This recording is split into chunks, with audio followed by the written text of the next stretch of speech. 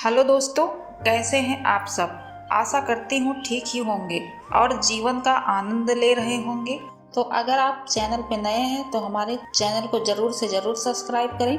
तो चलिए कहानी को शुरू करते हैं। किसी के चले जाने से ज़िंदगी रुकती नहीं है। लखन साहब के गुजर जाने के बाद उनकी पत्नी सुमन जी अकेली सी हो गई थी। लखन साहब सरकारी नौकरी में थे, अच्छे बड़े ऑफिसर थे, नाम था, ओहदे की वजह से कमाई के भी अनेक रास्ते थे। अपने ही शहर में अलग अलग कॉलोनियों में 3-4 बड़े बड़े घर बना रखे थे। जिस घर में रहते थे वो भी दोनों बेटा बेटी के साथ होने पर भी काफ़ी बड़ा लगता था। घर में सुख सुविधाओं की हर एक चीज़ उपलब्ध थी। काम काज के लिए नौकरों की कमी न थी। हर एक काम करने के लिए एक एक नौकर होने से श्रीमती सुमन जी को पानी का गिलास भी भरने की कभी नौबत नहीं आई थी। दोनों बच्चों को अच्छी और ऊंची पढ़ाई करवा कर उनकी शादियां भी समय से कर दोनों मियाँ बीवी बेफिक्र हो चले थे। शादी के बाद बेटा अपनी MNC कंपनी वाली नौकरी के चलते अमेरिका चला गया तो बेटी को भी दामाद विदेश ले गया। अब इस शहर में दोनों मियाँ बीवी ही रह गए थे। लखन साहब के रिटायरमेंट में भी पूरा 1 साल बचा था, परंतु एक दिन रात में उन्हें अचानक तेज घबराहट हुई। डॉक्टर बुलाया गया।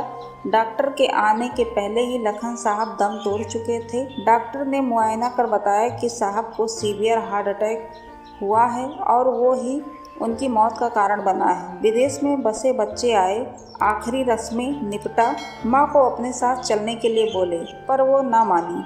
उन्होंने यहीं अपने देश में ही रहने की जिद पकड़ ली। बच्चे छुट्टियां न होने का हवाला दे, बहुत काम है कहकर वापस अपने अपने देशों को लौट गए। सुमन जी अब निपट अकेली बड़े से घर में क्या करेंगी, कैसे समय गुजरेगी, सोच सोचकर परेशान होने लगी। उनकी इन परेशानियों को देख समझ सुमन जी की बाल सखी वेदिका ने सुझाव दिया कि बच्चे तो अपने देश वापस आने से रहे तो क्यों न तू कुछ समाज सेवा का काम करती, तेरा समय भी कट जाएगा। वेदिका ने नौकरी में व्यस्त रहते हुए शादी नहीं की थी, वह भी अकेली ही रह गई थी। उसने नौकरी छोड़ने का मन बना लिया और सुमन जी के साथ मिलकर यह फैसला लिया कि इस बड़े से घर के कुछ कमरों में कमज़ोर वर्ग की कुछ लड़कियों को रोज़ाना पढ़ाया लिखाया जाए। धीरे धीरे पढ़ाने लिखाने के साथ उन्होंने उन बच्चियों को दोपहर का खाना भी देना शुरू कर दिया।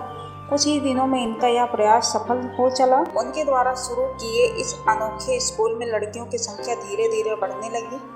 मदद के लिए कुछ और महिलाओं को बतौर टीचर भी रख लिया गया। आसपास के क्षेत्रों में उनके अनोखे स्कूल के चर्चे होने शुरू हो गए। अब तो यह हाल हो गया कि दोनों सखियों को सुबह कब हुई और शाम कब ढली मालूम ही नहीं पड़ता।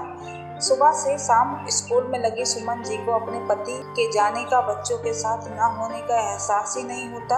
अब तो ऐसा लगता है कि सुमन अपनी बाल सखी वेदिका के साथ साथ नई जिंदगी के नए रंगों में व्यस्त और खुश हो चली हैं। किसी के चले जाने से इंसान की जिंदगी रुकती नहीं है। हाँ, दुख रहता है हर वक्त पर, याद भी आती है, लेकिन जिंदगी अपने रफ्तार से चलती रहती है और ये समय इतना बलवान है, हर जख्म को भर देता है।